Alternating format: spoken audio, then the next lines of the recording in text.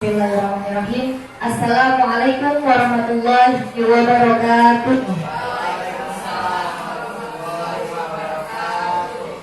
Yang terhormat kepada Ibu Kepala Sekolah SD 1 dan SD 4 yang kebetulan pada saat hari ini berhalangan hadir.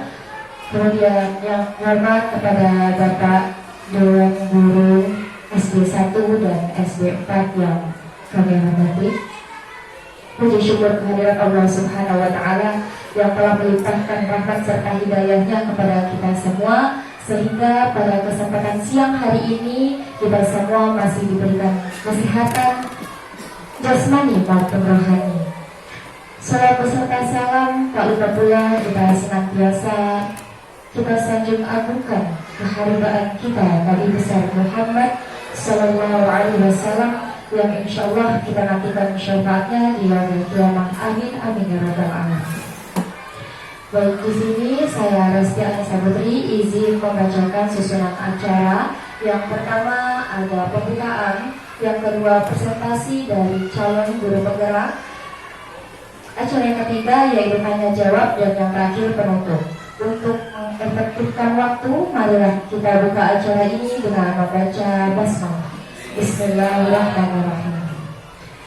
Acara selanjutnya yaitu presentasi dari calon guru penggerak. Yang pertama akan disampaikan oleh Bapak Bambang Harimno. Kepada beliau kami persilakan.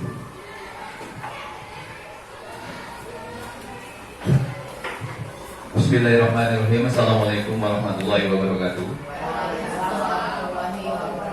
Ya, pertama-tama marilah kita panjatkan puji syukur kehadiran Allah Subhanahu wa Ta'ala, karena berkat rahmat dan hidayahnya juga kita bisa masih diberi kesehatan untuk dapat berkumpul di ruangan ini dalam acara sosialisasi pemahaman dan pengalaman budaya positif di sekolah. Yang pertama saya ingin memperkenalkan diri dulu, yaitu nama saya Bambang Prayono dari SD 4 Talang, dan teman saya ini namanya Muhammad Akbar dari SD 1 Talang. Kami ini ada tugas untuk menyampaikan materi tentang budaya positif ke sekolah, yang insya Allah nanti kita laksanakan bersama ya. Untuk materi ini kenapa penting? Mungkin kita akhir-akhir ini melihat ada kasus-kasus tentang guru yang bermasalah tentang hukum, bermasalah dengan wali murid. Nah, kenapa hal itu bisa terjadi? Karena kesalahan pengambilan posisi ya. Kita sebenarnya sebagai pendidik ini sekarang tidak diperbolehkan lagi mengambil posisi sebagai penghukum ya. Nanti materinya sebenarnya sudah untuk khusus untuk Pak Akbar, tapi di sini saya sebagai persepsi saja. Jadi apa yang akan kita pelajari ini nanti sebagai budaya positif untuk menangani permasalahan-permasalahan yang kita hadapi di sekolah ya. Ya, baiklah, yang pertama sudah selesai. Yang selanjutnya nanti di dalam materi ini ada 6 nanti. Yang pertama yaitu disiplin positif dan nilai kebajikan. Yang kedua yaitu teori motivasi. Ketiga keyakinan kelas. Keempat kebutuhan dasar. Yang kelima posisi kontrol dan segitiga restitusi. Dari ke-6 ini nanti 1, 2, 3 materinya akan saya sampaikan. Yang ke-4, 5, 6 akan insya Allah akan disampaikan oleh saudara kita yaitu Muhammad Akbar.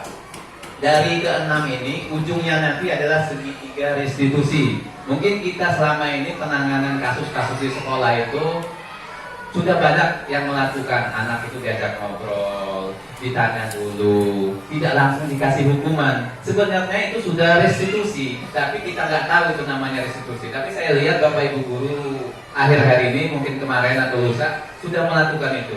Di sini kita akan mendalamin lagi dari yang pertama yaitu disiplin positif dan nilai-nilai kebajikan. Nanti kita akan belajar bagaimana seorang itu bertindak, bagaimana seorang itu motivasinya itu apa dari luar, apa dari dalam ya. Yang selanjutnya kira-kira nanti apa yang kita sampaikan nanti dari ke-6 itu nanti, inilah ringkasan atau namanya ini apa ini? Joy kontrol semua perilaku tujuan, 5 posisi kontrol. Kami berdua sudah membagi materi 1, 2, 3 dan 3, 4. Bagian saya tadi sudah saya sampaikan. Selanjutnya yaitu yang pertama, kita akan mencoba merubah paradigma kita. Apa sebenarnya yang menjadi motivasi seseorang itu melakukan tindakan? Dari ilustrasi di depan sini kita akan belajar ya. Tugas Anda adalah mengepalkan salah satu tangan. Coba bayangkan bahwa Anda menyimpan sesuatu yang sangat berharga. Di dalam kepalan tangan Anda perlu menjaga benda tersebut sekuat tenaga. Anda karena begitu pentingnya untuk kehidupan Anda, tugas rekan Anda adalah mencoba dengan segala cara untuk membuka kepalan tangan Anda. Teman Anda boleh membujuk, boleh menghardik, mengintimidasi, memarahi, menggoda, mengkritik, bahkan menawarin Anda uang. Apa yang mau disampaikan dari materi ini, sebenarnya yang mau kita ambil pelajarannya, seseorang itu bertindak, mau itu dibujuk, mau itu dirayu, mau itu dipaksa, sebenarnya yang punya kontrol itu orang itu sendiri. Kita tahu anak-anak itu kita suruh nurut, tapi mungkin besok dia nggak nurut. Artinya kontrol seseorang itu berada di dalam diri dia, bukan dari luar. Di sinilah kita akan belajar bagaimana mempelajari tingkah laku manusia itu berperilaku dan seterusnya. Ya. Selanjutnya yaitu kita harus mengubah paradigma yang ada dalam kepala kita selama ini. Mungkin Bapak Ibu guru selama ini bisa mengasumsikan bahwa ilustrasi guru mengontrol murid. Kita gurunya, murid itu ikut kita. Tapi sebenarnya murid itu dia punya kontrol sendiri atas perilaku yang mereka lakukan. Ya. Jadi ini sebenarnya adalah ilusi menurut dari teorinya William Glasser ini. Yang kedua yaitu ilusi bahwa semua penguatan positif, efektif dan bermanfaat. Ya, bahwa dalam jangka waktu tertentu mungkin murid tersebut akan menyadari dan mencoba untuk menolak bujukan kita. Ya, artinya apa yang kita pikirkan itu tidak seperti apa yang terjadi. Yang kedua, yang ketiga, ilusi bahwa kritik dan membuat orang merasa bersalah dapat menguatkan karakter. Tetapi ternyata kalau kita membuat orang itu merasa bersalah itu tidak baik untuk anak tersebut ya. Menggunakan kritik dan rasa bersalah untuk mengontrol murid menuju pada identitas gagal ya. Jadi ujung-ujungnya nanti kalau kita selalu menyelesaikan masalah murid itu dengan cara melakukan edukasi bahwa dia itu seolah-olah dia itu merasa bersalah dan harus tanggung jawab. Ternyata hal tersebut kurang baik untuk kemajuan psikologi anak tersebut. Selanjutnya itu adalah ilusi bahwa orang dewasa memiliki hak untuk memaksa. Di sini juga kita harus menyadari bahwa walaupun kita ini sebagai gurunya, tetapi kita tidak boleh sebenarnya merasa bahwa kita itu punya hak untuk memaksa anak tersebut untuk melakukan sesuatu. Teori ini adalah paradigma lama yang harus kita kedepannya harus kita rubah. Apa yang harus kita rubah nanti kita lanjut ke selanjutnya yaitu tentang arti merdeka. Merdeka itu artinya tidak hanya terlepas dari perintah, tetapi juga cakap untuk memerintah diri sendiri. Jadi selama anak itu masih tergantung dengan kita, harus disuruh, harus dibujuk, harus dirayu. Artinya motivasi anak itu melakukan sesuatu masih dari luar. Dan itu efeknya tidak lama. Kalau nanti dia naik kelas, dia akan berubah. Pindah gurunya lagi, dia akan berubah. Ya, jadi yang kita usahakan ke depan itu, kita mengusahakan motivasi anak melakukan sesuatu, motivasi anak melakukan restitusi untuk memperbaiki kesalahan itu, kita harus dorong dari dalam diri anak itu sendiri. Jangan ada tekanan, jangan ada istilahnya diiming-imingin penghargaan atau sebagainya. Yang selanjutnya yaitu untuk melaksanakan ini kita perlu menanamkan nilai-nilai yang selama ini sudah banyak kita dengar, yaitu dengan profil pelajar Pancasila. Jadi sebelum kita melakukan restitusi kepada anak, kita harus menanamkan dulu nilai-nilai yang selama ini telah kita dengar, yang selama ini kita angan-angankan untuk bangsa Indonesia, yaitu profil pelajar Pancasila. Yang di dalamnya walaupun dia profil pelajar Pancasila, kita tahu sila itu ada 5, tetapi untuk profil Pancasila ini ada 6 ya. Ini yang sering kali kita Pancasila ada 5, ternyata kalau untuk profil pelajar Pancasila ini ada 6. Yang pertama yaitu beriman, bertakwa kepada Tuhan Yang Maha Esa. Yang kedua kebinekaan global. Seterusnya yaitu mandiri, bernalar kritis, kreatif, bergotong royong. Inilah adalah nilai-nilai dasar yang semua orang pasti setuju dengan nilai ini, ya. Bernalar kritis, berketuhanan yang Maha Esa, bergotong royong. Ini dulu yang harus kita tanamkan dengan anak itu supaya dia mempunyai kontrol dari dalam, motivasi intrinsik dari dalam, bukan hanya dari tekanan dari luar atau ingin mendapatkan penghargaan. Selanjutnya yaitu 3 motivasi manusia melakukan tindakan, ya. Di sini kita akan belajar sebenarnya apa sih yang memotivasi seseorang itu melakukan tindakan. Bisa itu dari luar dan bisa juga dari dalam. Yang kita usahakan yaitu yang dari internal dalam diri kita sendiri. Sebagai contoh motivasi dari eksternal, yaitu ini adalah tingkat terendah dari motivasi perilaku manusia. Biasanya yang akan memotivasi perilaku untuk menghindari hukuman karena takut dengan atasan, takut dengan gurunya. Selama tindakan orang, murid, ataupun siapapun, kalau masih mengandalkan hukuman ini, dia tidak akan lama. Karena motivasinya itu dari luar. Yang kedua yaitu mengharapkan imbalan. Ada orang itu melakukan sesuatu itu mengharapkan imbalan. Satu tingkat, dan motivasi ini satu tingkat di atas motivasi pertama. Di sini orang berperilaku untuk mendapatkan imbalan atau penghargaan dari orang lain. Yang harus kita usahakan yaitu mereka melakukan sesuatu karena nilai-nilai yang mereka yakini dan hargai, dan mereka melakukan karena mereka ingin menjadi orang yang melakukan nilai-nilai mereka yang mereka yakini tersebut. Itulah gunanya kita perlu menanamkan kepada anak didik kita itu nilai-nilai menghormati orang lain, jujur, bertanggung jawab. Jadi ketika dia yakin dengan nilai tersebut, dia akan melakukan tindakan itu atas dasar motivasi dari diri dalam dia sendiri, ya.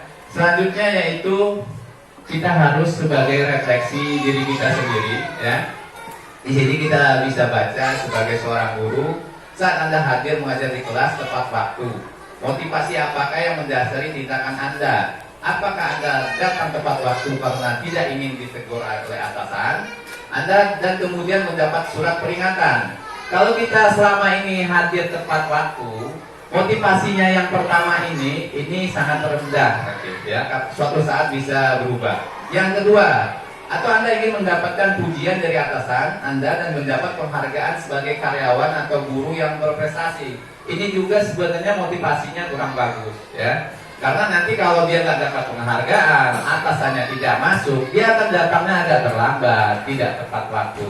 Di sinilah kita perlu menyosialisasikan budaya positif bahwa kita tepat waktu itu karena keinginan kita untuk menghargai diri kita sendiri. Selanjutnya yaitu kita akan mengenal dengan tiga hal. Yang pertama, selama ini kita sudah tahu tentang hukuman, konsekuensi, restitusi.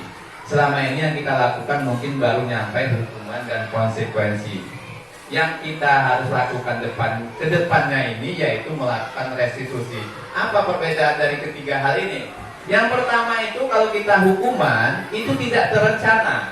Misalnya anak terlambat, kita suruh berdiri di depan kelas. Anak tidak tahu dari rumah dia akan mendapatkan hukuman tersebut. Itu namanya hukuman, ya. Kalau konsekuensi, kita sepakati dulu dengan anak. Seandainya dia terlambat, apa yang harus dilakukan, ya? Sebelum pembelajaran dimulai atau awal-awal pembelajaran kita harus membuat dulu kesepakatan kelas. Kalau yang terlambat seperti apa, yang tidak mengerjakan PR seperti apa, baru konsekuensinya nanti bisa kita laksanakan. Itu namanya konsekuensi. Murid dan guru sudah ada kesepakatan. Kalau dia melanggar, ini yang akan dilaksanakan oleh murid. Berbeda dengan hukuman. Kalau hukuman anak nggak pakai topi, anak nggak pakai dasi, ujung-ujungnya dijemur di lapangan. Ya, sebenarnya seperti ini sudah lazim, tetapi ke depannya ini kita harus pelan-pelan dirubah. Yang selanjutnya itu restitusi. Restitusi ini adalah proses menciptakan kondisi bagi murid untuk memperbaiki kesalahan, proses kolaborasi yang mengajarkan murid untuk mencari solusinya sendiri. Selanjutnya kita akan mengenal lagi hukuman dan penghargaan. Kenapa hukuman ini sekarang ini sudah tidak diperbolehkan lagi? Nanti akan berakibat buruk kepada anak itu sendiri, yaitu dia akan mendapat identitas gagal, dia akan dendam sama gurunya, dia akan merasa dirinya itu tidak berguna. Disinilah kita sebagai pendidik nanti perlu perlahan-lahan untuk menerapkan identitas sukses, yaitu melalui bisa dengan konsekuensi dan bisa juga dengan restitusi. Bagaimana perbedaan-perbedaan di sini bisa kita amati. Yang pertama yaitu sesuatu yang menyakitkan harus terjadi. Jadi ketika anak itu melakukan kesalahan, dia harus mendapatkan hukuman. Tapi kalau restitusi merupakan pilihan, anak itu bisa kita ajak ngobrol. Kira-kira dia bisa nggak nanti memperbaiki kesalahannya sendiri. Selanjutnya itu tidak nyaman untuk murid. Yang namanya hukuman, jangankan murid, kita juga kalau ditegur atasan segala macam pasti tidak nyaman. Kalau kita diajak ngobrol, kenapa terlambat? Tadi malam begadang karena anaknya nangis. Mungkin itu bisa kita terima, besoknya kita bisa melaksanakan lebih baik lagi. Tapi kalau kita terlambat, tahu-tahu langsung dihukum, pasti kita timbul sesuatu perasaan dendam, apa tidak enak dengan orang yang ngasih kita sanksi. Mungkin gambarannya seperti itu Bapak Ibu. Selanjutnya yaitu kita lihat hukuman dan konsekuensi. Mari kita baca yang pertama ini. Kita baca yaitu mencatat 100 kali dalam buku kalimat, saya tidak akan terlambat lagi karena terlambat ke sekolah. Kira-kira dari kalimat ini hukuman atau konsekuensi Bapak Ibu? Hukuman. Kalau ternyata itu terlambat ke sekolah, tidak terlambat harus nulis buku. Artinya dari awal sudah ada kesepakatan. Konsekuensi. Iya, terima kasih untuk jawabannya Pak Jun. Yang kedua, kita lari mengelilingi lapangan basket 2 kali karena terlambat hadir di sekolah. Kira-kira masuk kemana ini? Hukuman. Iya, terima kasih. Mungkin Ibu sudah belajar banyak dari apa yang kita jelaskan barusan. Selanjutnya itu membersihkan coretan yang dibuat di meja tulis. Karena dia melakukan kesalahan, coret-coret, dia harus membersihkan. Nanti jadinya masuk ke konsekuensi. Ya, terima kasih. Kita langsung aja ke selanjutnya, yaitu kita selama ini mengenal yang namanya penghargaan. Ya, anak yang baik kita kasih ya, sebagai duta kebersihan segala macam. Tapi ternyata penghargaan ini dampaknya negatif kalau dilakukan secara terus-menerus. Ya. Ketika anak itu tidak kita hargai lagi, dia tidak kita kasih bintang atau kasih nilai bagus, dia akan tidak melakukan hal tersebut. Yang kedua, penghargaan tidak efektif karena jangka waktunya untuk jangka panjang tidak cocok untuk anak. Yang kedua, merusak hubungan. Dimana di sini kalau kita satu dapat penghargaan, yang tidak dapat penghargaan pasti dia merasa apalah saya ini, ya pasti dia merasa marah dengan kawannya yang sudah dapat penghargaan. Terjadi hal-hal yang istilahnya kurang baik untuk ke depan anak itu. Seterusnya itu penghargaan menurunkan kualitas. Penghargaan mematikan kreativitas, dan terakhir yaitu penghargaan berarti menghukum. Selanjutnya yaitu kita mengenal yang tadi yaitu restitusi. Ini yang akan ke depannya ini, walaupun kita baru mendengar apa itu restitusi. Sebenarnya ini sudah lama. Pemerintah itu walaupun sosialisasi yang belum sampai ke kita, lewat acara hari ini setidaknya Bapak Ibu sudah ada gambaran sedikit lah ya. Apa itu restitusi? Apa yang harus dilakukan? Di sini restitusi ini menurut dosen ini adalah suatu proses menciptakan kondisi bagi murid untuk memperbaiki kesalahan mereka, sehingga mereka bisa kembali pada kelompok mereka dengan karakter yang lebih kuat. Mungkin selama ini kalau anak punya salah kita hukum, yang tidak bersalah dia merasa menang, tapi yang dapat hukuman dia merasa apa ya? Dia merasa rendah diri lah, bisa merasa dendam dengan gurunya. Jadi kedepannya kita fokuskan kalau ada terjadi masalah-masalah yang terjadi dengan anak murid kita usahakan restitusi ini. Yaitu selanjutnya, sebelum kita melakukan restitusi tadi, sebaiknya kita membuat yang namanya keyakinan kelas. Keyakinan kelas ini lebih tinggi tingkatannya dari peraturan kelas. Tapi ini biasanya tidak banyak-banyak, bisa 4, 5, 6, 7. Di dalamnya ini mengandung nilai-nilai yang kita yakini bukan sekedar peraturan, tetapi kita yakini bahwa ini hal-hal yang memang penting. Apa contohnya? Di sini kita bisa lihat, yaitu yang pertama, yaitu kenapa kita pakai helm waktu saat berkendara. Mungkin jawabannya semua bisa sama, ya, karena untuk keselamatan. Begitu juga dengan keyakinan kelas nanti, kita harus melakukan semuanya itu, ya, tentang keyakinan universal yang sudah kita buat tadi. Selanjutnya kita akan pengertian keyakinan kelas. Keyakinan kelas berupa pernyataan-pernyataan universal yang dibuat dalam bentuk kalimat positif. Keyakinan kelas tidak dibuat dalam jumlah banyak sehingga mudah diingat dan dipahami oleh semua warga sekolah. Keyakinan kelas merupakan sesuatu yang dapat diterapkan di lingkungan kelas tersebut. Di sini mungkin kita pernah mendengar ini kalimat negatif, dilarang menyontek, dilarang buang sampah, jangan terlambat. Kedepannya harus kita rubah menjadi kalimat positif ya Bapak Ibu ya. Karena kalau sudah ada kata dilarang, biasanya anak-anak itu malah nambah. Ya, jadi kedepannya kalau kita mau bikin tulisan dilarang buang sampah, lebih baik kita tulis menjaga kebersihan. Ya. Selanjutnya yaitu ini contoh-contoh seandainya nanti Bapak Ibu guru mau melakukan membuat keyakinan kelas masing-masing. Untuk kelas 1 saya siapkan contohnya 1, 2, 3, 4. Untuk kelas 5 ada juga 1, 2, 3, 4. Dan untuk ini kelas 7 ini untuk SMP. Nanti bisa dimodifikasi sendiri oleh Bapak Ibu. Sebenarnya apa yang mau dimasukkan di kelas itu? Seandainya di kelas itu banyak terjadi pembulian, tinggal ditambahin lagi di sini. Anak didik diharapkan saling menghormati satu sama lain. Tinggal ditambahin aja, ya. Yang selanjutnya ini keyakinan kelas. Contoh keyakinan kelas 5.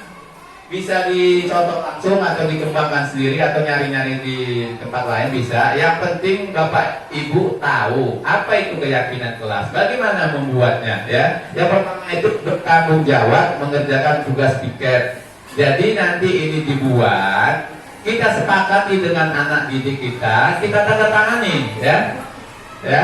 Yang seharusnya yaitu bersikap sopan dan menghormati, saling menolong, hidup rukun dengan teman ya. Ya, mungkin sampai di sini pemaparan materi dari saya. Saya harapkan Bapak Ibu mulai sekarang sudah sedikit mengerti tentang itu restitusi. Apa yang haruskan pertama-tama yaitu Bapak Ibu diharapkan luangkan waktu dengan anak muridnya, apa 1 jam, apa nggak usah 1 hari lah ya. Yang penting kita itu tanya, anak-anak kita akan membuat keyakinan kelas. Kira-kira apa yang akan kita sepakati? Tanya jawab dengan muridnya. Sambil kita lihat juga keadaan dari kelas kita itu yang kira-kira perlu dibuat keyakinannya apa. Apa sering terjadi kehilangan, makanya kita harus memasukkan sikap jujur ya. Mungkin itu yang bisa saya sampaikan. Materi selanjutnya akan disampaikan oleh Bapak Akbar. Saya kembalikan kepada MC.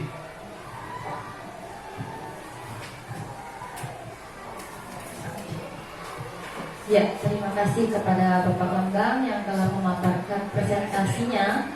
Untuk presentasi yang selanjutnya akan disampaikan oleh Bapak Muhammad Akbar. Kepada beliau kami persilakan. Bismillahirrahmanirrahim. Assalamualaikum warahmatullahi wabarakatuh. Habibun yang saya hormati Pak Bambang selaku calon guru penggerak dari SD Negeri 4 Talang, dan wabil khusus yang saya hormati membersamai kita bersama pada siang hari ini tentunya Bapak Ibu guru hebat yang berasal dari gabungan 2 sekolah SD 1 dan SD 4. Alhamdulillah kita bisa berkumpul di sini, bisa hadir di sini dan bersama-sama untuk dapat berkolaborasi dalam rangka seperti yang sudah disampaikan oleh Pak Bambang tadi. Ini adalah tugas daripada calon guru penggerak modul 1.4 yang mana pencernaan saya materi ini sangat penting. Kenapa? Karena di materi 1.4 sudah kami pelajari sesama guru penggerak, lalu kami lokakaryakan pula dalam suatu pertemuan luring. Namun harus ada tindak lanjutnya lagi dalam bentuk diseminasi atau penguatan seperti ini. Jadi ini materi sungguh penting karena memang dalam sehari-hari kita implementasikan ke peserta didik kita. Namun sebelum berlanjut, saya ucapkan ribuan terima kasih yang sebesar-besarnya kepada Bapak Ibu semua atas partisipasi, dan kami bentuknya ini minta tolong, mohon bantuannya, kehadiran Bapak Ibu di sini dalam rangka menyukseskan kegiatan calon guru penggerak ini. Kemudian ini tanggal 25, 2 hari lagi tepatnya adalah penutupan pendaftaran calon guru penggerak di angkatan 11. Oleh karena itu kami sifatnya menghimbau, mungkin Bapak Ibu semua yang ingin mendaftar, monggo 2 kali 24 jam ini masih ada waktu. Jika kesulitan untuk ngetik esai, pakai Google Voice, tinggal bicara, nanti ketik sendiri di layar laptopnya. Yang penting ayo sama-sama mencoba. Bukan berarti ikut guru penggerak visi kita hanya satu, mau jadi kepala sekolah, mau jadi pengawas, bukan. Tapi kita ingin dapat ilmu, kita ingin dapat wawasan baru, dapat teman baru, bahkan mungkin nanti berjumpa dengan teman lama. Karena nanti kita akan berkolaborasi dengan semua sekolah, mulai dari ujung Panjang hingga perbatasan Raja Basa. Nah itu, mulai dari TK, SD, SMP, dan SMA. Oleh karena itu, waktu 2 hari ini bisa digunakan, dan sifatnya nanti kita sama-sama sharing. Mungkin yang dari SD 4 bisa sama-sama dengan Pak Bambang, SD 1 dengan saya. Dan mungkin kalau yang ada kendala, Pak saya punya anak kecil, saya punya anak bayi, dicoba dulu Bu. Karena nanti kita sama-sama saling bantu di CGP itu, insya Allah bisa lulus semua. Apalagi yang masih gadis. Nah di sini saya melihat ada Ibu Yayu, Ibu Meti ini, yang masih segar bugar, ada Ibu Erika ini, yang mungkin bisa untuk daftar dan mudah-mudahan bisa menjadi calon guru penggerak di angkatan selanjutnya. Materi yang akan saya sampaikan tidak banyak dan kita santai saja Bapak Ibu semua. Kebutuhan dasar ini sebenarnya bukan hanya peserta didik, kita juga butuh ini. Apa itu kebutuhan dasar manusia? Kebutuhan dasar manusia adalah segala sesuatu yang kita lakukan untuk mendapatkan apa yang kita inginkan. Seluruh tindakan yang kita lakukan memiliki tujuan tertentu, dan semua usaha terbaik yang kita lakukan adalah dalam rangka agar kebutuhan dasar kita terpenuhi dengan baik. Apa saja sih kebutuhan dasar itu? Ada 5 kebutuhan dasar. Yang pertama, bertahan hidup. Ya, ini jelas kita akan lakukan segala macam cara agar kita bisa bertahan hidup. Kebutuhan sandang, pangan, papan, kita harus makan setiap hari, sehari 3 kali. Kita harus tinggal di rumah yang layak untuk kita bisa bertahan hidup. Jadi yang saya sampaikan ini adalah penjabaran lebih lanjut dari apa yang disampaikan Pak Bambang. Tadi beliau luar biasa menyampaikannya, saya lihat sangat sistematis dan sangat menarik materinya. Saya hanya pengembangan lebih lanjutnya saja. Yang kedua, kasih sayang dan rasa diterima. Nah ini yang penting. Makanya hidup ini, kita yang sudah dewasa ini menikah, karena salah satu kebutuhan dasar kita adalah kita butuh kasih sayang. Iya enggak? Pengen dibelai Pak? Langsung pulang aja nih Pak. Istri sudah nunggu di rumah. Ini penting ini. Maka muncullah 5 huruf itu. CINTA, itu dia. Tapi buat yang masih gadis, kalau misalkan sebelumnya putus cinta, harus move on lagi. Jangan sudah putus cinta lalu udah gak mau cari yang lain, menutup hatinya, jangan. Ingat, ada pepatah Jawa kuno mengatakan nana koromi ya oki. Translate-nya di bawah ini ada running text-nya. Nah itu dia. Nah itu pepatah Jepang kuno katanya jatuh 7 kali, bangkit 8 kali. Jadi kalau sudah ditinggal menikah sama pasangannya, bangkit lagi, cari lagi. Nah, soalnya ada yang begitu Bu, cuma nggak mau saya sebut aja, nggak enak. Mudah-mudahan bisa untuk motivasi semangat, karena ini adalah salah satu kebutuhan dasar kita. Yang ketiga adalah penguasaan. Nah itu dia. Jadi kita ini pengen menguasai sesuatu. Ya contohnya ibu-ibu di rumah. Udah Pak, kalau masalah dapur ya lo nggak usah ikut campur Pak. Itu udah wilayah kuasa gua itu. Lo pokoknya kasih duit aja. Gua butuhnya bawang kayak tadi Bu Dewi cerita. Pokoknya suaminya nggak boleh ikut campur, dia hanya nyinggung aja beras habis, urusan dapur urusan dia. Itu pula yang laki-laki. Kenapa sih orang berebut ada 3 calon presiden? Ya karena ini kebutuhan dasar, pengen berkuasa. Nah, makanya ada istilah harta tahta wanita itu kan tahta, wah, jadi dia pengen berkuasa. Lalu yang keempat, yang ketiga terus nggak selesai kita. Yang keempat adalah kebebasan. Ya, kita pengen hidup ini tidak ada tekanan. Kita pengen hidup ini merasakan mau A bisa, mau B bisa, mau C bisa, selagi pada jalur yang benar, bukan pada jalur yang salah. Jadi kita butuh kebebasan. Ya, kita ngerasainlah kalau misalkan hidup di bawah tekanan gimana rasanya.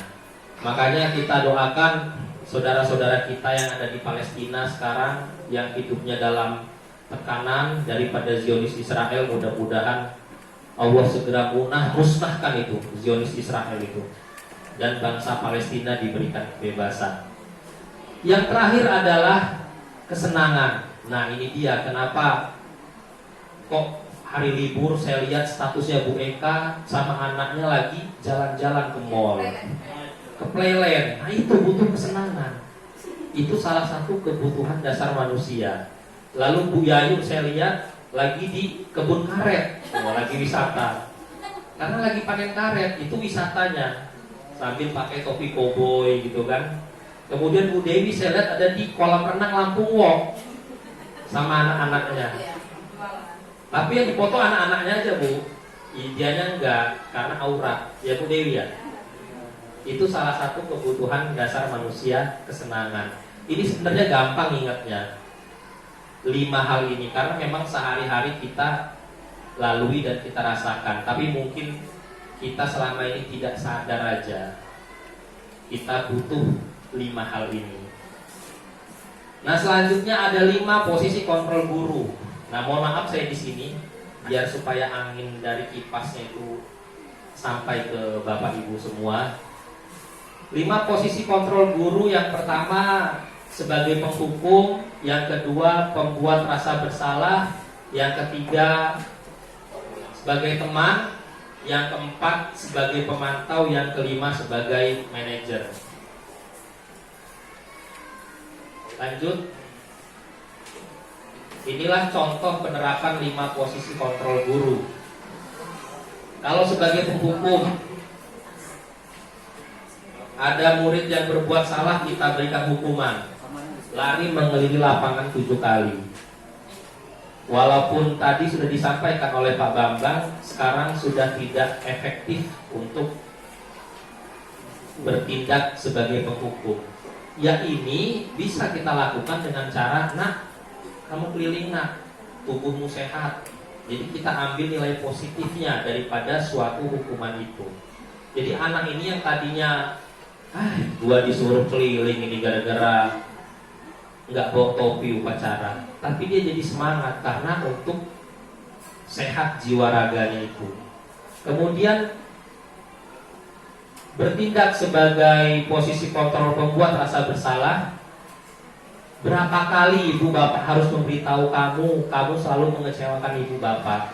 Jadi ketika anak ini tidak mengerjakan PR, kita ucapkan begitu ke anak, dia jadi ngerasa aduh saya udah ngecewain bu guru di sekolah karena saya nggak kerjain PR. Kemudian yang ketiga, posisi sebagai teman. Jadi ini lebih pada sifat persuasif atau mengajak. Ayo dong, ikutin aturan sekolah. Tolong bantu ibu bapak ya sekali ini. Ya sudah, nggak apa-apa.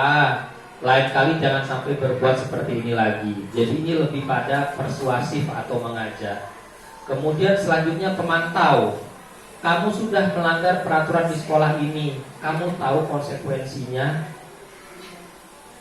Dan yang terakhir, sebagai manajer, apakah kamu tahu kesalahanmu?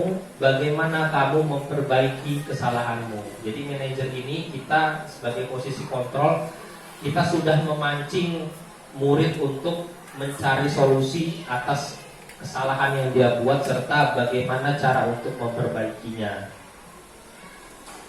Nah, sekarang ada pertanyaan ini. Kamu tidak pernah benar melakukannya. Kira-kira posisi kontrol apakah aku? Apa Bapak Ibu? Kamu tidak pernah benar melakukannya. Kira-kira sebagai manajer, sebagai pemantau, sebagai teman, sebagai pembuat rasa bersalah atau penghukum?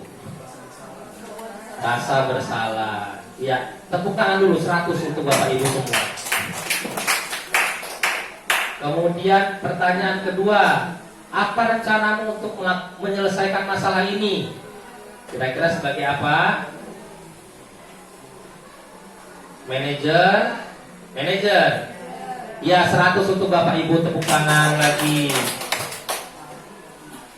Yang ketiga, ayolah lakukan demi Bapak Ibu ya nak. Nah ini kira-kira sebagai apa? Teman, ya 100 untuk kita semua. Tepuk tangan untuk kita semua. Nah selanjutnya ini materi terakhir, segitiga restitusi. Tadi sudah sebenarnya disinggung oleh Pak Bambang. Jadi suatu proses dialog yang dijalankan oleh guru atau orang tua agar dapat menghasilkan murid yang mandiri dan bertanggung jawab. Jadi ini proses dialog ini Bu. Bukan kita ujuk-ujuk bawa sapu sambil ngukulin karena siswa ini berbuat salah, bukan. Ini kita ngobrol, komunikasi. Jadi memang kan ada prinsip tidak ada masalah yang tidak bisa diselesaikan. Kalau tali itu telah menegang kencang, itu tandanya akan putus. Kalau malam itu sudah semakin larut, kita lihat kok semakin gelap malam ini, tandanya pagi akan datang. Begitu pula kalau masalah rasanya sudah semakin menghimpit, itu tandanya jalan keluar akan segera tiba. Wah. Itu Bu. Jadi yang pertama yang kita lakukan ketika anak ini berbuat kesalahan adalah menstabilkan identitas. Yang tadinya masih dia emosi, membara-bara, yang namanya darah muda. Kalau kata Roma Irama kan, yang maunya menang sendiri, walau salah tak peduli. Yang kedua kita lakukan adalah validasi tindakan dia yang salah, sehingga nanti dia akan menyadari bahwa dia itu salah dan dia sadar dari dirinya sendiri.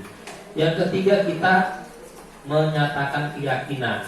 Ini jadinya murid nanti akan membuat suatu solusi darinya untuk memperbaiki kesalahan yang dia buat. Oh ya, ini sama sekalian Pak Bambang, ibu-ibu tuan rumah, mohon izin mungkin kalau nanti sudah selesai ada guru-guru yang mau acting foto lah untuk upload di PMM ya, mumpung masih rame. Jadi minta izin nanti kalau selesai Pak. Nah ini menstabilkan identitas berdasarkan prinsip membuat kesalahan adalah bagian dari proses pembelajaran, berperan menggeser identitas murid dari identitas gagal ke identitas sukses. Jangan mengkritik murid yang sedang mengalami identitas gagal. Kita bisa ajukan pertanyaan. Membuat kesalahan sesuatu yang wajar. Manusia tidak ada yang sempurna. Kita bisa memperbaiki masalah ini. Saya tidak menanyakan kesalahannya, tetapi fokus memperbaiki masalah ini. Apakah saat ini kamu tengah menjadi orang yang baik untuk dirimu sendiri? Ini yang langkah yang kedua, validasi tindakan yang salah. Berdasarkan prinsip setiap perilaku berusaha memenuhi kebutuhan tertentu, guru akan menggeser dari pemikiran stimulus respon menjadi proaktif. Mengenali dan mengakui kebutuhan murid ini dapat memperbaiki hubungan dengan murid. Pernyataan atau pertanyaan yang disampaikan dengan nada suara tidak menghakimi atau memojokkan. Ajukan pertanyaan, kamu bisa saja bertindak lebih gegabah dari ini. Kamu mungkin melakukannya tanpa suatu alasan tertentu. Kamu melakukan karena ada alasan yang penting bagimu. Mungkin kamu bisa mempelajari suatu perilaku baru yang lebih efektif. Bersediakah kamu mempelajarinya? Yang terakhir, menanyakan keyakinan. Jadi teori kontrol menyatakan bahwa pada dasarnya kita termotivasi secara intrinsik dari dalam diri kita. Saat perilaku sudah divalidasi dan identitas sukses stabil, maka murid telah siap mengaitkan keyakinannya dengan tindakan yang salah. Contohnya, ajukan pertanyaan, sebagai keluarga atau satu kelas apa yang kita yakini, nilai-nilai apa yang telah kita sepakati, seperti apa gambaran kelas yang ideal bagi kamu, kamu ingin menjadi orang yang seperti apa. Nah, ini yang perlu kita perhatikan dalam segitiga restitusi. Segitiga restitusi diharapkan murid menjadi lebih kuat secara pribadi, membuka wawasan murid agar dapat menyelesaikan permasalahannya sendiri, dan murid semakin percaya diri, mandiri, dan merdeka.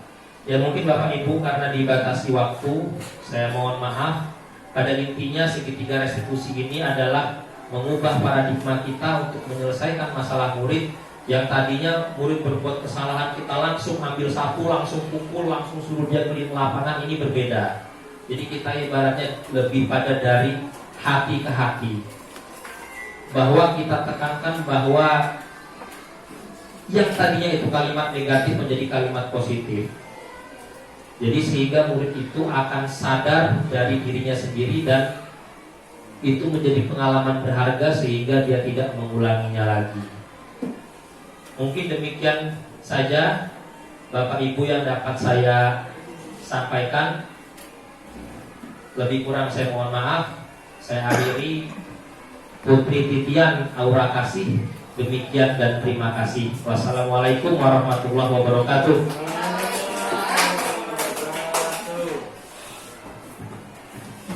Ya, baiklah Bapak Ibu sekalian, di sini kita akan membuka sesi tanya jawab untuk kepada Bapak Ibu guru, dipersilakan.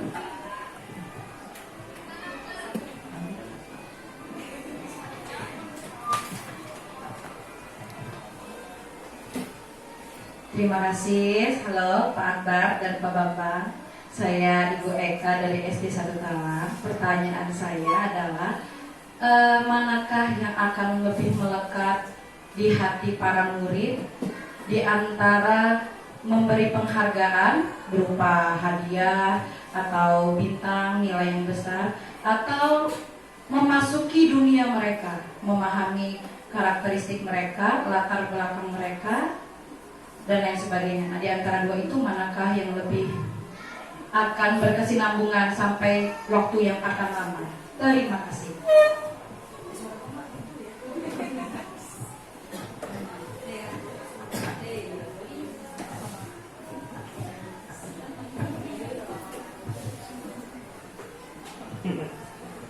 Terima kasih kepada Ibu Eka yang telah memberikan pertanyaan. Saya izin menjawab Bu ya. Mungkin nanti kalau ada kurang tepat ataupun masih ada kesalahan nanti kita bawa pulang, nanti besok bisa ditagih lagi Bu ya. Tadi pertanyaannya, manakah yang lebih tepat, kita masuk ke dunia anak itu atau kita mengasih penghargaan? Tetapi yang sudah saya sampaikan bahwa penghargaan itu tidak berbeda jauh dengan hukuman Bu. Jadi kalau anak itu kita hargai, yang tidak dihargai itu posisinya dia itu nanti dia nggak suka dengan itu. Jadi sama aja penghargaan dengan hukum itu tidak jauh berbeda. Jadi kedepannya itu penghargaan itu kalau bisa dikurangi. Jadi kita yang lebih tepat itu kita masuk ke dunia anak itu dan apa kebutuhannya kita butuh. Mungkin seperti itu jawaban dari saya. Nah, kalau masih ada kurang-kurang nanti kita bisa apa lagi. Terima kasih Bu ya.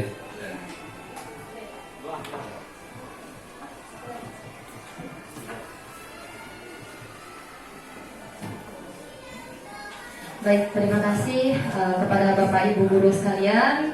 Demikianlah kegiatan siang kita hari ini. Semoga kita kembali pulang dengan membawa oleh-oleh, yaitu ilmu yang sangat bermanfaat. Amin.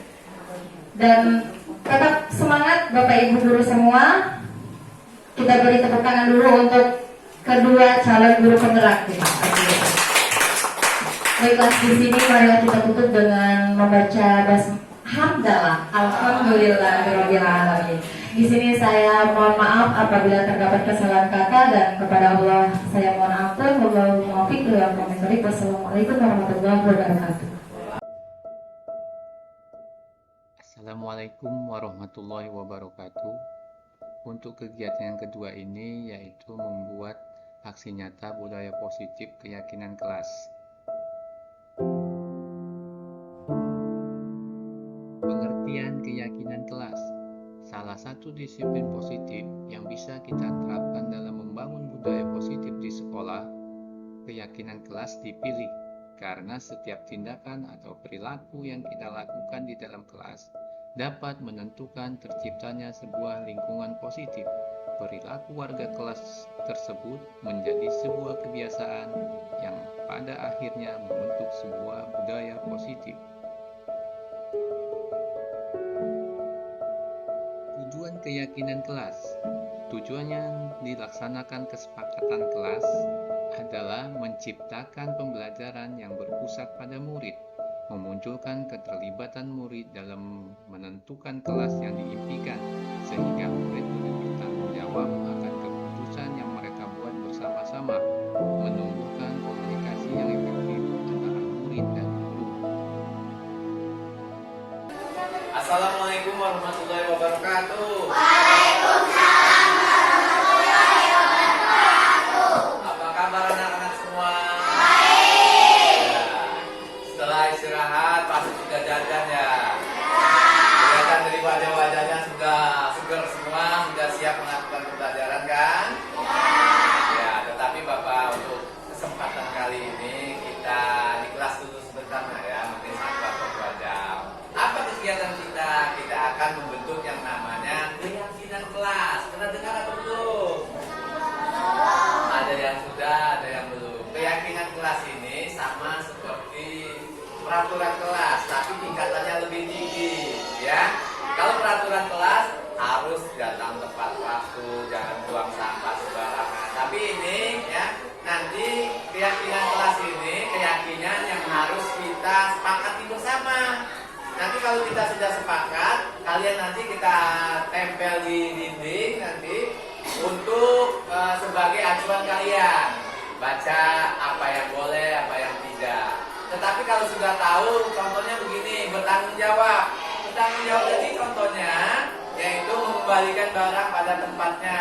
Jadi kalau kalian lupa ada kawannya barang-barangnya tidak dibereskan, ingatin. Jangan kayak gitu. Kita kan sudah membuat keyakinan kelas, harus bertanggung jawab.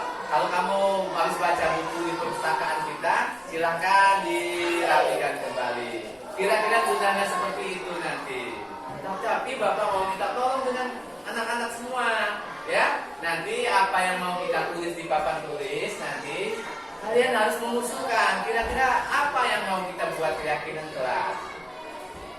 Kenapa ini penting? Contohnya begini nak, setiap orang mengendarai motor, ya, sepeda motor harus memakai helm. Tahu helm nggak? Tahu. Gunanya kira-kira itu apa? Untuk keselamatan. Dari Sabang sampai Merauke, yakin semua orang kalau pakai motor harus pakai helm supaya untuk menjaga keselamatan. Jadi itu gunanya untuk siapa? Untuk diri kita sendiri. Begitu juga nanti dengan keyakinan kelas yang akan kita buat. Gunanya untuk kalian semua supaya kelas ini menjadi lebih baik. Tidak ada lagi yang buang sampah sembarangan, hadirnya tepat waktu, menghargai teman, menghargai gurunya, ya. Kira-kira bisa nggak? Bisa. Bisa dimulai ini nggak? Bisa. Nanti kalian semuanya ini boleh mengusulkan apa yang mau kita buat, ya. Kira-kira apa? Kita mulai dari siapa ya? Si Danu, kira-kira apa yang mau kamu usulkan tentang keyakinan kelas yang mau kita buat ini? Bertanggung jawab. Bertanggung jawab. Bertanggung jawab. Satunya? saling menghormati, saling menghormati. Ya, kamu? Selalu menyelesaikan tugas. Selalu menyelesaikan tugas. Selalu menyelesaikan tugas. Sudah masuk ke bertanggung jawab. Gak apa-apa, masuk ke sini dia nanti. Kamu apa? Menjaga kebersihan. Kita masuk ke mana ya? Menjaga kebersihan. Menjaga kebersihan. Apa lagi? Sampingnya, ayo. Hidup rukun. Hidup rukun dengan teman. Saling menghormati ya, boleh. Kita tampung. Hidup rukun. Hidup rukun. 5. Kamu nak? Senantiasa membantu. Saling tolong menolong. Udah masuk belum? Tolong menolong ada nggak? Oh belum. Saling tolong menolong. Saling tolong menolong. Kalau udah sama nggak apa-apa nah ya, sama nggak apa-apa. Ya, kamu apa nak? Saling menolong sudah masuk ke sini. Ada lagi nggak? Samping? Bersikap positif. Kira-kira masuk kemana lah ya? Bersikap positif ini, udah kita tulis saja, nggak apa-apa. Bersikap positif. 6, 7. Kira-kira 10 kita tulis nanti. Belakang siapa nak? Ayo. Saling menolong sudah ada. Ayo, sampingnya. Tanggung jawab sudah masuk. Ayo. Disiplin. Ada nggak disiplin? Ada. Mana? Nggak ada ya. Berdisiplin itu masuk ke, ya berdisiplin kita tulis saja karena belum ada. Berdisiplin. 8. Sampingnya? Sikap tenang dalam pelajaran artinya kita buat apa ya? Tenang. Ya belum ada. Bersikap tenang. Apa tadi nak? Tenang saat pelajaran ya? Saat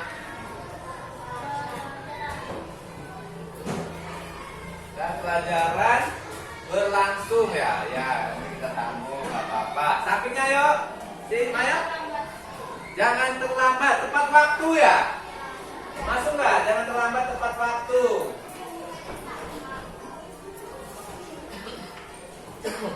Tepat waktu.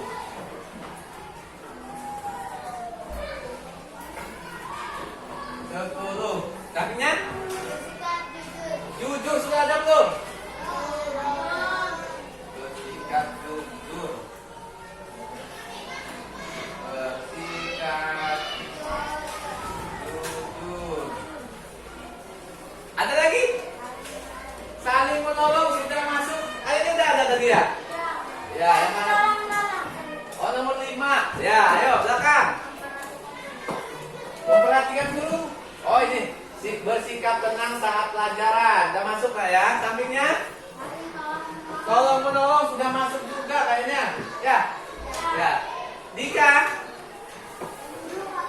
Belum. Bersikap. Ya, bersikap jujur. Ada nggak? Nomor? Oh ya, nomor 10. Raka ada usul? Jujur, udah masuk nomor 10. Jujur. Sampingnya nak? Sopan, ada nggak? Hah? Saling menghormati. Sopan itu udah masuk saling menghormati, ya. Sampingnya nak? Disiplin. Nomor berapa? Ya, berdisiplin. Ya, udah ada, ya. Dari 10 ini nanti kita paling ambil kalau nggak 5, 6 nah ya. Yang kira-kira kita yang mau ambil yang mana dari 10 ini? Bertanggung jawab, perlu nggak kita masukkan keyakinan kelas kita? Ya, jadi bertanggung jawab perlu nggak ya? Saling menghormati? Perlu. Menjaga kebersihan? Menjaga kebersihan perlu. Tapi menjaga kebersihan ini kita masukkan saja ke bertanggung jawab aja nggak ya? Ya. Hidup rukun. Perlu nggak ya? Saling menghormati. Hidup rukun dengan teman ya. Hidup rukun dengan teman kita tambah aja ya. Hidup rukun dengan teman. Kalian rukun nggak di kelas ini? Rukun, walaupun ada banyak berantemnya juga kan. Mulai sekarang kita harus hidup rukun dengan teman ya, karena teman kita ini tidak lama. Tahun depan mungkin sudah pindah kelas, sudah pindah sekolah. Jadi sekarang kita harus membiasakan hidup rukun. Saling tolong menolong perlu nggak? Saling tolong menolong. Ya. Sudah berapa nak? 1, 2, 3, 4. Kita tambah 2 aja ya. Gak usah banyak-banyak. Bersikap positif. Bersikap positif. Bersikap positif ini nggak usah ya. Berdisiplin. Berdisiplin kita. Berdisiplin ini kita masuk sini aja. Udah masuk sini ya. Bertanggung jawab, saling menghormati, menjaga kebersihan, hidup rukun, kita masuk disiplin ya. Apalagi bersikap tenang saat pelajaran. Bersikap tenang ya. Perlu. 1, 2, 3, 4, 5. Satu lagi nak ya, apa ya?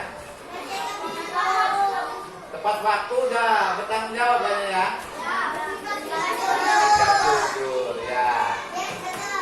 Jadi yang kita ambil nanti ya, nanti Bapak ketik bagus-bagus, nanti Bapak tempel di kelas kita ya. Jadi setiap pagi dibaca. Jadi kalau ada kawan-kawannya ngejek temannya, diingatkan jangan itu. Kita ini sudah ada keyakinan kelas. Kalau mengejek itu masuk kemana ya? Harus hidup rukun dengan teman, saling menghormati ya. Nanti jadi berapa keyakinan kelas kita sepakati? 1. Yang mana lagi? 2, 3, 4, 5, 6. Ya, terima kasih untuk kerjasamanya nah ya. Nanti Bapak ketik bagus-bagus, Bapak kasih background nanti ya. Kalian tanda tangan semua di bawahnya nanti. Ya. Udah bisa tanda tangan belum kalian? Nggak apa-apa, yang penting dia tanda tangan kawannya. Nama boleh, tapi ada coretannya ya. Nanti Bapak ketik dulu, Bapak print, nanti kita tanda tangan, kita tempel di sebelah mana? Di pintu apa di dinding kira-kira besok? Ya, tapi kita sepakat dulu nak ya. Ini sudah kita sepakati.